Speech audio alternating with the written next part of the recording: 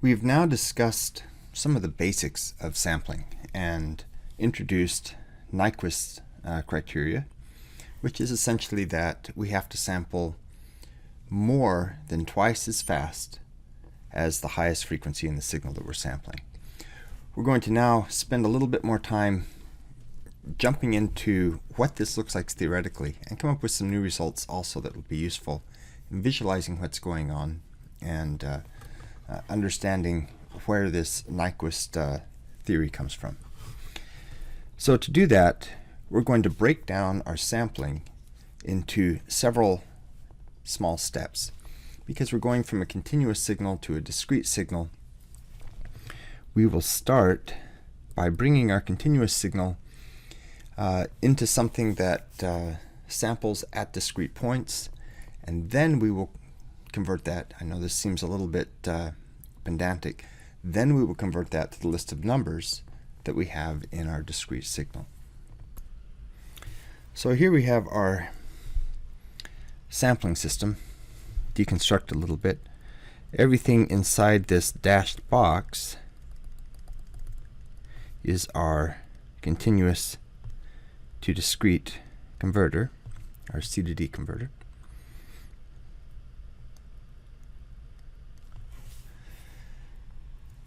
And the blocks inside, first we have a multiplication by S of t.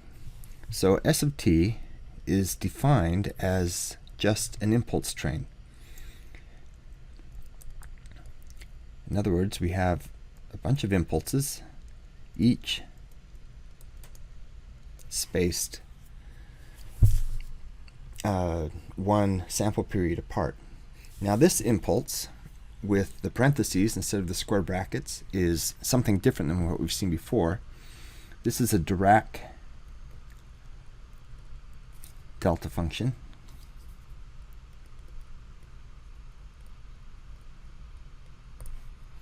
And it's defined as being 0 everywhere except for t equals 0. But when t equals 0, we're not sure what it is. But we do know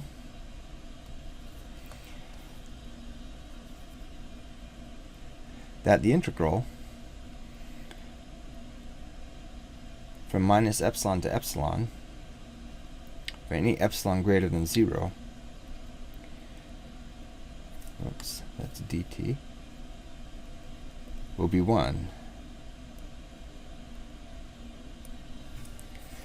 So that suggests that when t equals 0, delta must be infinite. But we never use it just by itself, not in that fashion. What we really care about is this second property.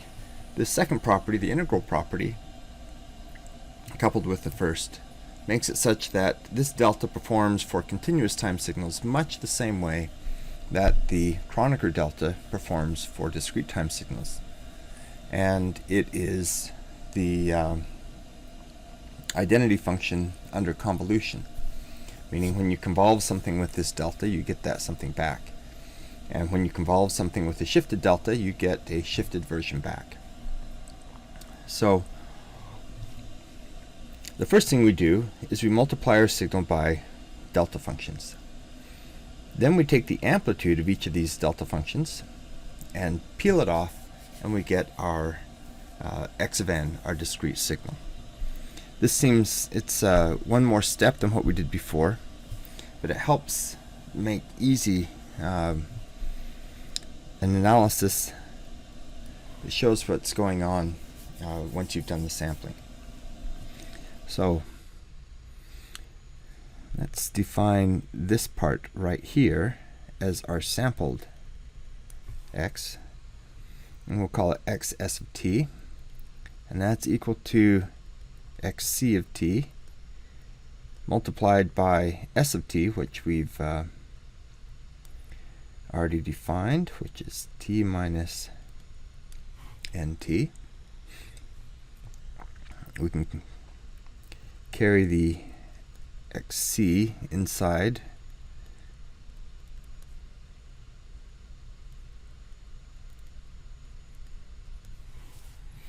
now. There's a nice property which of Dirac deltas, which derives from the two properties above.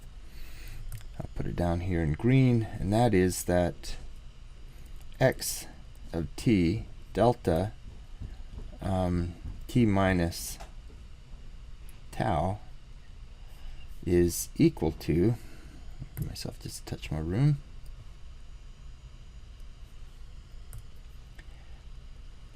x of tau delta t minus tau. So why does that happen? Well, it's because x only matters at time t equals tau. At any other time, it's being multiplied by 0. So it doesn't matter what it is outside of that period, it only matters what it is there. And we can use this property as to write this as xc of nt, and we already know that this is x of n. That's what we defined above. So finally we get that this is equal to the sum over all n of xn delta t minus nt. Now, it's important to note, I'm just going to throw it up front here just to remind us that we're still talking about what's going on in the continuous time domain. So we have split this process to let's discretize our continuous time signal and see what that does. And then we will go start operating just on x of n.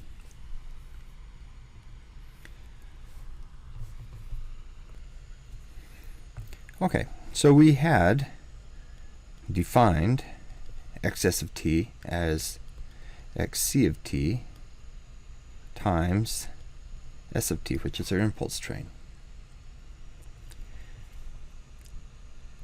And we haven't spent a lot of time talking about the continuous time Fourier transform, but it operates under rules much like our discrete time Fourier transform, where if you have the product of two signals in time, when you take the Fourier transform, you get a convolution in frequency. So the question on everybody's lips is, what does an impulse train look like when you take the continuous time Fourier transform, or just the Fourier transform? And this takes some ninja math to actually prove convergence on this. We have a sum of infinitely valued things, and it's an infinite sum. But with great care, taken by people that we trust, we're not going to reproduce that result. We know that this is also an impulse train. And notice that the spacing here is proportional to 1 over t. So in time, the spacing is proportional to t. That means as the sample period gets larger, things are closer in frequency, and vice versa. As the frequency spread gets larger, the sample period must have decreased, meaning that we're sampling more frequently or closely. So with that little observation, we can continue our development here. Xc of t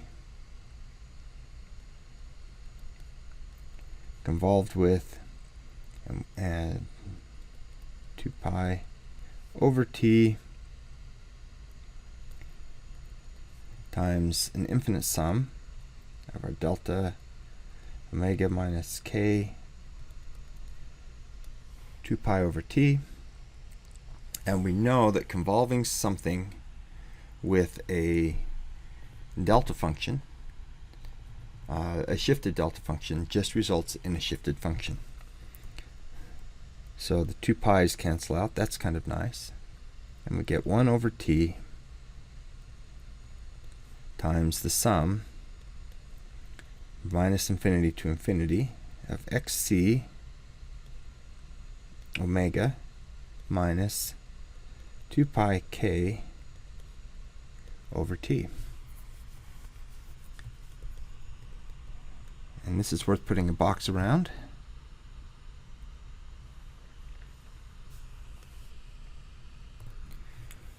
And from this, we see that we now have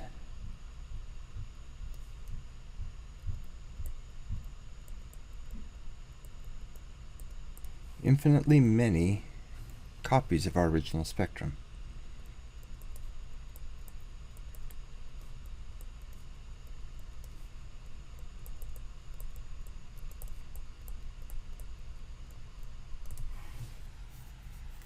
X of c was our spectrum. We have, when k equals 0, we have 1 over t, 1 over cap t times our original spectrum. But then we have all these copies, and they're spaced 2 pi over t apart in frequency. So, what does that look like? I have a quick little plot to show. So suppose you had a continuous spectrum that looked like this. We'll call this omega max, and then if this is of a real signal, that would be negative omega max, and the magnitudes would all be the same. So when we sample this, we're now going to multiply this by 1 over t. So let's do this in let's call this our original spectrum, and now we'll go to, on the same plot, xs of omega in red.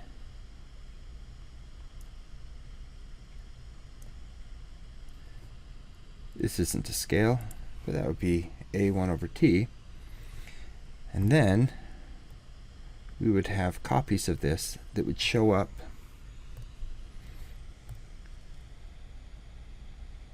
all over. So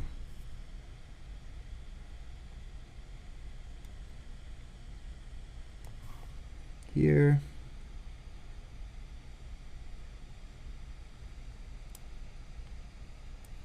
and here, and so on, all with the same amplitude, our original amplitude divided by t.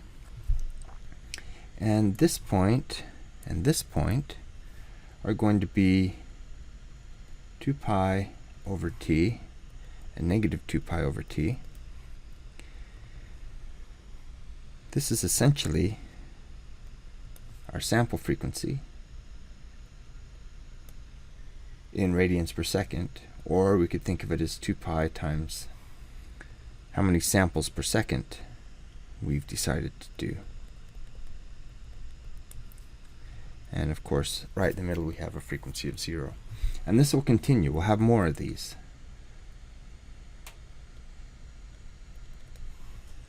And it'll continue both directions till we have an infinite number.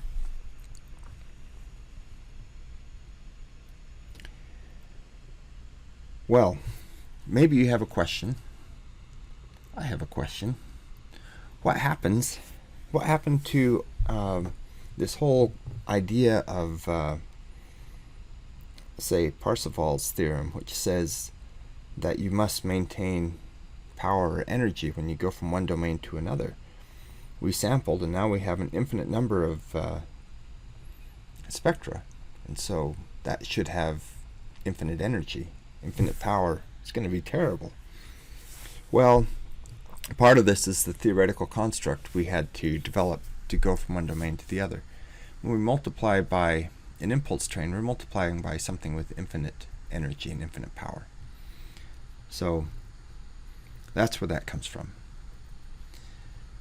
And we'll see that in practice we don't typically multiply by impulse trains, because when you have something that spikes to infinite energy, it causes all sorts of warping in space-time and problems like destruction of galaxies and things like that. So we don't actually do that, but what we do is informed by this, and what we do tries to approximate it to some lesser degree. So this is the basic idea. While we're looking at this, let's go back a little bit more and figure out how this this xs of omega relates now to our discrete time Fourier transform.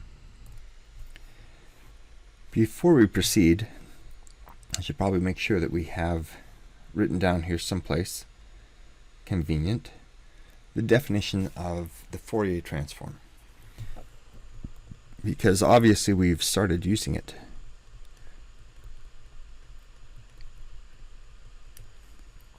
The Fourier transform, and we'll put it in terms of xs, is just equal to,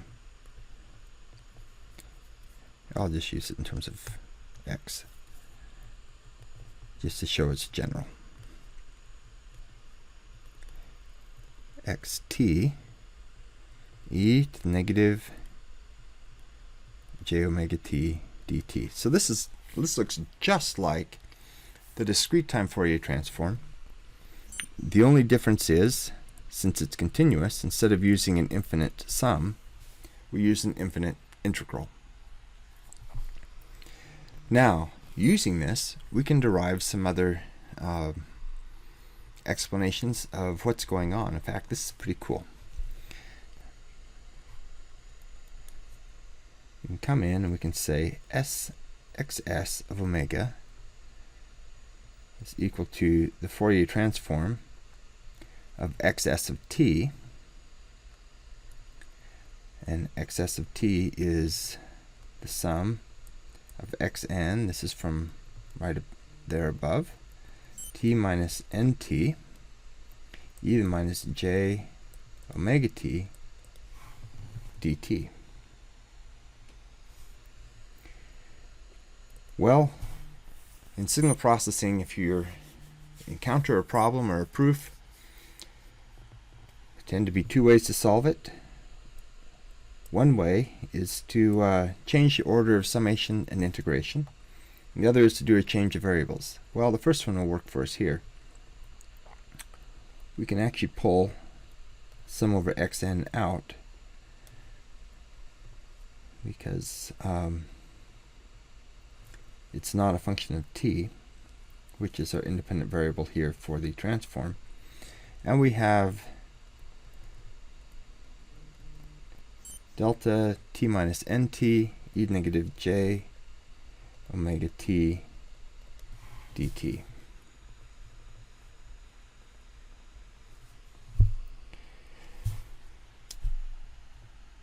So two properties come to our aid here. One is that anything multiplied by a delta function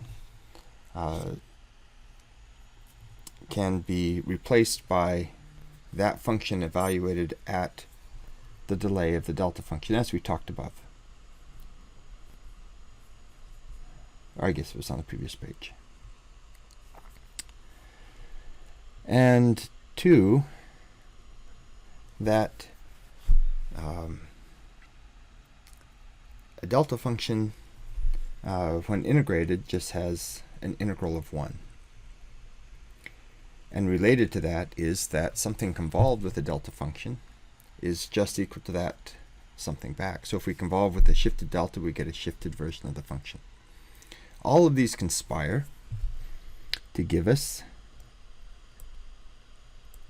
xn e negative j, and here we have omega, and where we had a t, we replace that with nt, and we're done. We have that xs of omega is equal to x of e to the j omega, where omega is equal to capital Omega t.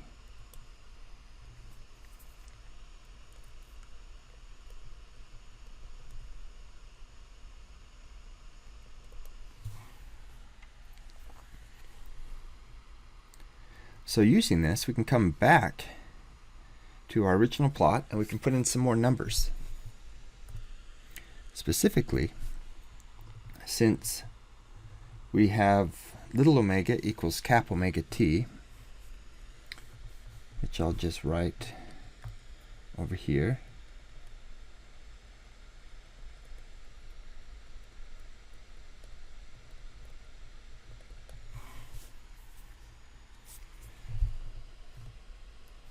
Then here we have omega is equal to 2 pi.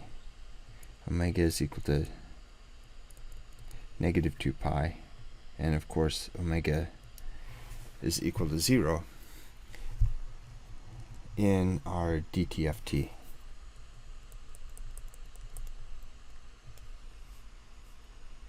This point right here in the middle, between the two, is also important, and that one is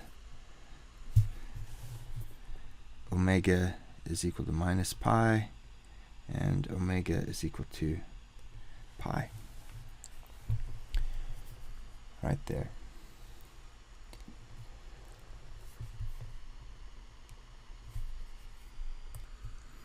Okay, so let's bring this all together. We have that XS omega, that's a continuous sampled signal, has a spectrum that is equal to the DTFT just evaluated at omega t. Well, this also implies that X E J omega t, so this is our DTFT quantity,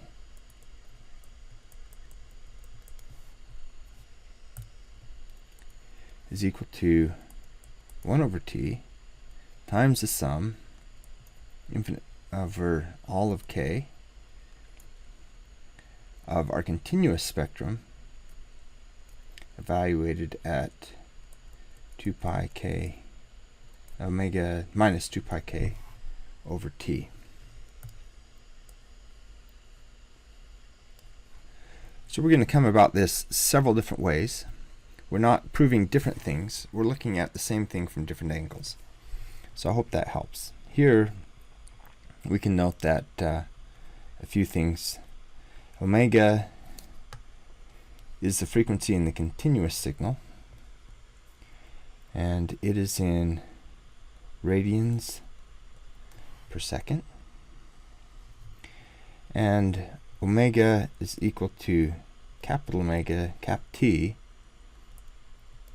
is the frequency in the sampled signal.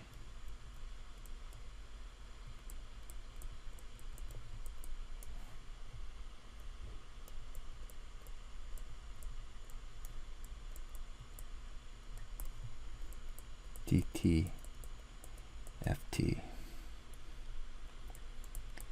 whereas the above is just plain the Fourier transform.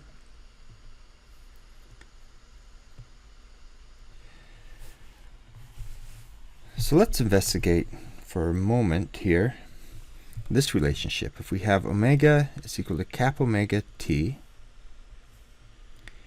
t is equal to 1 over our sample frequency. So that means omega is equal to our continuous time frequency in radians per second divided by the sample frequency. Another way of viewing this same thing is that omega for some given frequency divided by 2 pi is equal to that same frequency divided by the same frequency, I'm sorry, is equal to the corresponding frequency in the continuous time domain divided by the sample frequency. So this is the one I like to remember whenever I'm trying to do transformations in my head, because with this little quantity right here, they all come from the same place, and we just, in this point, took advantage of the fact that omega is equal to 2 pi f. So with this one, you can manipulate it whatever you want to find whatever you want. If you want to find omega naught, multiply the continuous time frequency by 2 pi divided by fs, and there you are. If you want to find fs, that will, given the relationship, whatever it might be, this is a good place to start.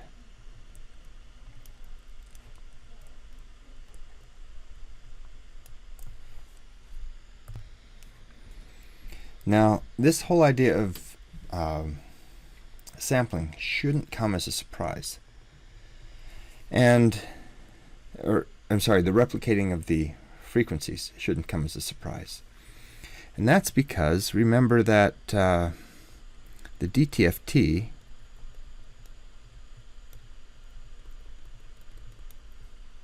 is x e to the j omega is equal to the sum over all time xn e to negative j omega n.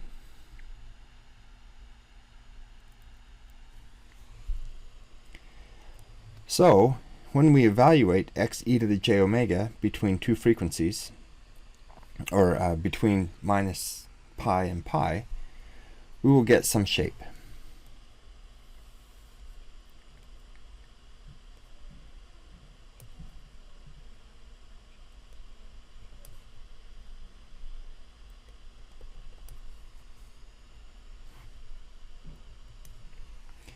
But because e to the negative j omega n is periodic with 2 pi, if we were to evaluate omega outside of this, say omega at 2 pi would give us the same thing as if omega was equal to 0.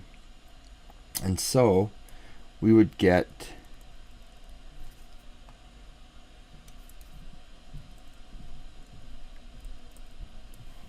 anytime we evaluated omega